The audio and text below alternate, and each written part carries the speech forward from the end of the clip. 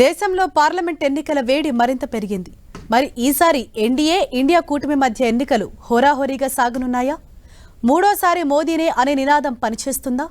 మళ్లీ కేంద్రంలో అధికార పీఠాన్ని దక్కించుకోవాలన్న కాంగ్రెస్ ఆశలు ఫలిస్తాయా? ఎవరి బలాలెంత? ప్రాంతీయ పార్టీల హవా ఎంత?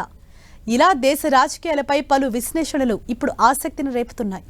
సార్వత్రిక ఎన్నికలంటేనే ఎత్తులు పై ఎత్తులు, పోల్ మేనేజ్మెంట్, ఇలా రకరకాల ఫ్యాక్టర్స్ ఖచ్చితంగా ప్రభావం చూపుతుంటాయి. మరి ఎన్డీఏ కూటమి బలమెంత? ఇండియా కూటమి సత్తా ఎంత?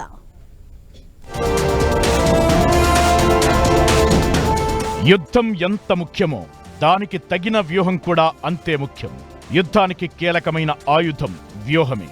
అందుకే సార్వత్రిక ఎన్నికలనగానే ప్రతి పార్టీ కూడా యుద్ధ పేరులో గెలవాలని ఉవ్విళ్లూరుతుంది. దానికి తగిన వ్యూహాలను సిద్ధం చేసుకుంటుంది.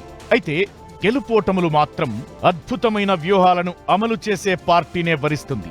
2014, 2019 సార్వత్రిక ఎన్నికలను గమనిస్తే కేంద్రంలో ఎన్డీఏ ప్రభుత్వం 2 సార్లు అధికార పీఠాన్ని దక్కించుకుంది. ఇప్పుడు మోదీ మూడోసారి నినాదంతో ఎన్డీఏ కూటమి సమరానికి సిద్ధమంటోంది.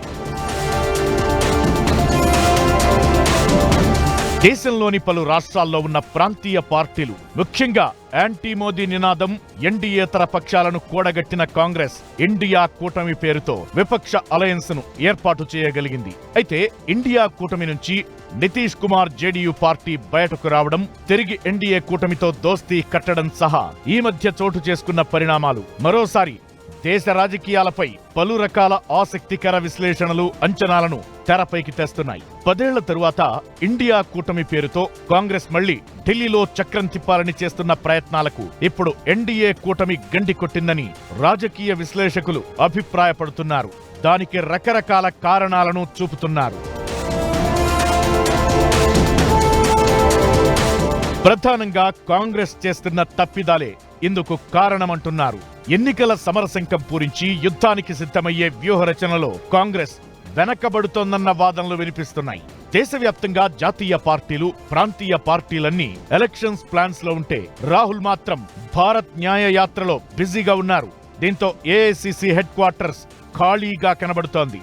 ఏఐసీసీ అధ్యక్షుడిగా మల్లికార్జున ఖర్గే ఉన్నా వెనక ఉండి కాంగ్రెస్ ను నడిపించేది, నిర్ణయాలు తీసుకునేది సోనియా, రాహుల్ గాంధీనే అన్నది అందరికీ తెలిసిందే. అయితే ఎన్నికలకు 2-3 నెలలే ఉన్నా రాహుల్ ఇంకా ఎలక్షన్ స్ట్రాటజీలు, అభ్యర్థుల ఎంపికని ఏఐసీసీ కార్యాలయంలో కూర్చుని ఫుల్ బిజీగా లెక్కలు వేయకుండా న్యాయ యాత్ర అంటూ తాపీగా ఫీల్డ్ వర్క్ చేస్తుండడంతో పార్టీ క్యాడర్లో కన్ఫ్యూజన్ తో పాటు బీపీ కూడా పెరుగుతోంది.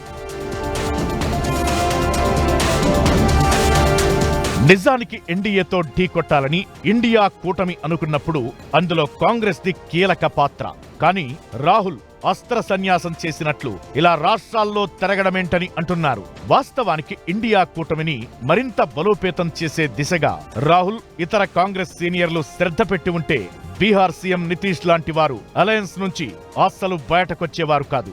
కూటమిలో అసంతృప్తులతో చర్చించి సమస్యల పరిష్కారం దిశగా అడుగులు వేయడంలో కాంగ్రెస్ తడబడింది. ఇదే అదనుగా బీజేపీ ఈ అవకాశాన్ని అందిపుచ్చుకుంది. నితీష్ ను వలలో వేసుకోవడంతో ఇండియా కూటమిని సైకలాజికల్ గా ఎన్డీఏ దెబ్బతీసిందని అంటున్నారు. ఈ ఒక్క పరిణామంతో ఇండియా కూటమిపై 1,00,000 డౌట్స్ క్రియేట్ అయ్యాయి. కూటమి అంటేనే పార్టీల ఐక్యత, ఏకతాటిపై నిర్ణయాలు తీసుకుని వెళ్లడంపై ఆధారపడి ఉంటుంది. కానీ నితీష్ తరువాత మమతా, స్టాలిన్, శరద్ పవార్, లాలూ ప్రసాద్, అఖిలేష్ యాదవ్, కేజ్రీవాల్, లెఫ్ట్ పార్టీలు, ఇలా ఇండియా కూటమిలో చాలా మంది కీలక నేతలే ఉన్నారు.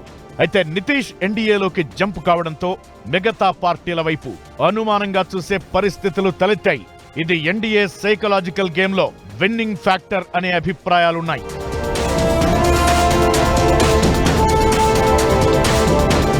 నితీష్ ఇండియా కూటమి నుంచి వైదొలగడం మంచిదేనని కాంగ్రెస్ అలయన్స్ పార్టీలంటున్నా గ్రౌండ్ లెవెల్లో పరిస్థితులు అందుకు భిన్నంగా ఉన్నాయి. కూటమిలో సమన్వయ లోపమే దీనికి కారణమంటున్నారు. ఇదిలాగే కొనసాగితే ఎన్నికల సమయానికి ఇంకెన్ని పార్టీలు ఫిరాయిస్తాయోననే డౌట్స్ వస్తున్నాయి. బలమైన కూటమి అని ఎలివేట్ చేసుకోవడంలో కాంగ్రెస్ విఫలమవ్వడానికి ఓవైపు సోనియా, ఖర్గే కారణమైతే మరోవైపు రాహుల్ గాంధీదే బాధ్యత అంటున్నారు. సేనాధిపతిలా యుద్ధక్షేత్రానికి అవసరమైన వ్యూహాలు వేయకుండా మణిపూర్, నాగాలాండ్, అస్సోం అంటూ రాహుల్ పాదయాత్రలో మునిగి తేలుతున్నారు. ఆఖరికి బీహార్ చేరేసరికి ఇండియా కూటమికి బీటలు వారాయి. ఇది కూడా మోదీ అమిత్ షా ద్వయం స్ట్రాటజీలో భాగమని భావిస్తున్నారు.